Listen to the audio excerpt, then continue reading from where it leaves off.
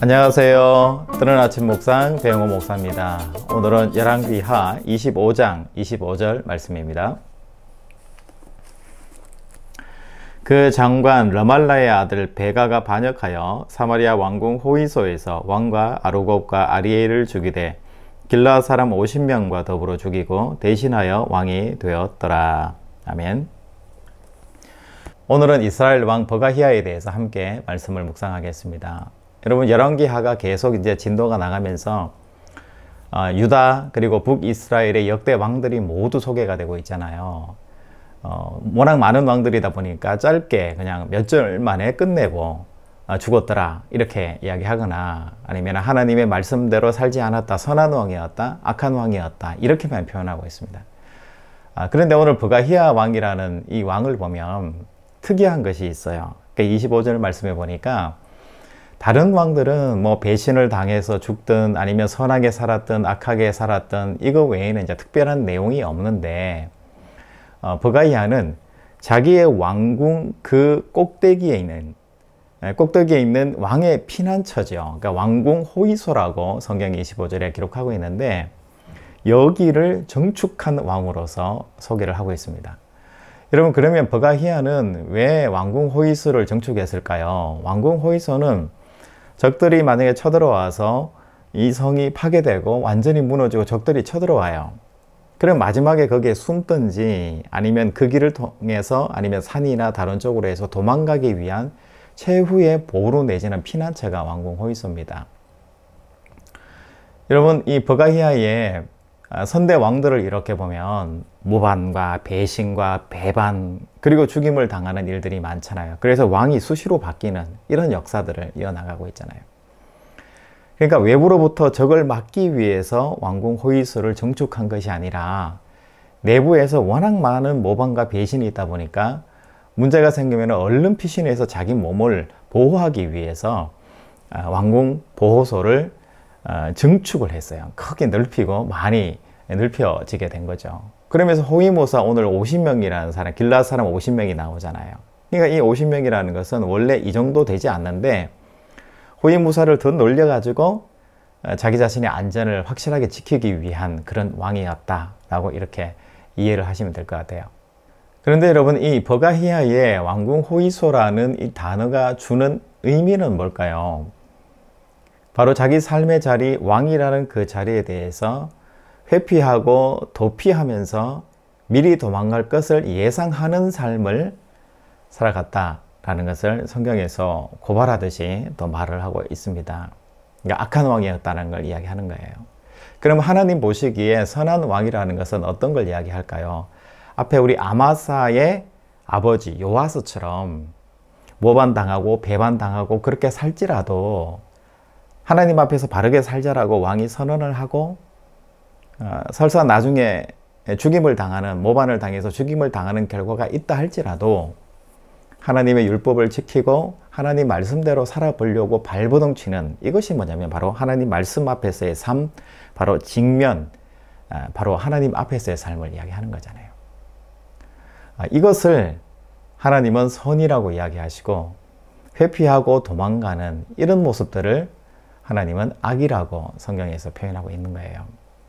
여러분, 오늘 말씀 안에서 우리가 한번 생각해 보면, 나는 하나님 앞에 말씀 앞에서 직면하면서 도전하면서 말씀을 지키기 위해서 내가 하루 인생을 살아가고 있는가? 아니면 내 인생 전체가 보면은 오늘 버가히아 왕과 같이 안전장치를 만드느라고 아주 그냥 부산하고 문제가 생겼을 때 내가 뭔가를 감당하기 위해서 내가 만드는 이런 호의소들을 많이 정축하고 만드는 인생을 내가 살아가고 있는가 라는 것을 이야기를 하는 거예요. 물론 내 삶에 어려운 일들이 생기면 그것을 피하고 도피하기 위한 안전체가 필요할 수는 있어요.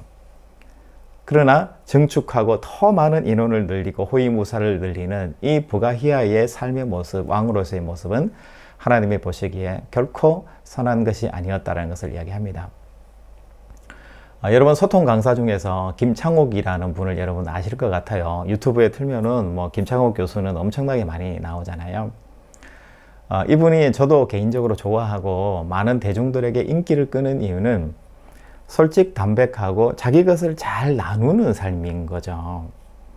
얼마 전에 제가 본 유튜브를 보니까 그분이 자기 어릴 때 너무 열등의식이 너무 많은 그런 사람이었고, 자기가 소통 강사로 오랫동안 수십 년 동안 이 강사 역할을 해오는데 돈 문제 때문에, 인기 문제 때문에, 그날에 사람 수, 관객 수 이런 것 때문에 무너지고 또 넘어지고 너무 힘들고, 그래서 우울증에 걸려서 자기가 우울증 약을 먹고, 겉으로는 웃기면서 웃고 있는데 속으로는 울고 있는 자기 내면을 발견했다라는 거예요.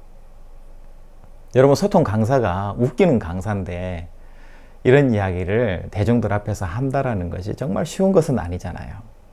그런데 이분은 자기의 어려운 부분들을 직면하고 도피하지 않고 드러내고 이것에 대해서 고민을 이야기하고 도와달라고 요청하는 거잖아요. 그러니까 강사지만 강사들은 뭔가 일방적으로 사람들에게 이렇게 해야 된다, 저렇게 해야 된다라고 막 강압적으로 아니면은 부드럽게든지 어떻게 가르치잖아요. 근데 일방적인 그런 소통과 가르침이 아니고 자기 자신의 어려운 부분들을 내어놓고 서로 소통하고 나를 좀 고쳐달라, 내가 이런 사람이다 라는 것을 이야기할 때 많은 사람들에게 호감이 가고 공감이 가는 그런 소통 강사가 되는 것이 아닌가라는 생각이 들어요.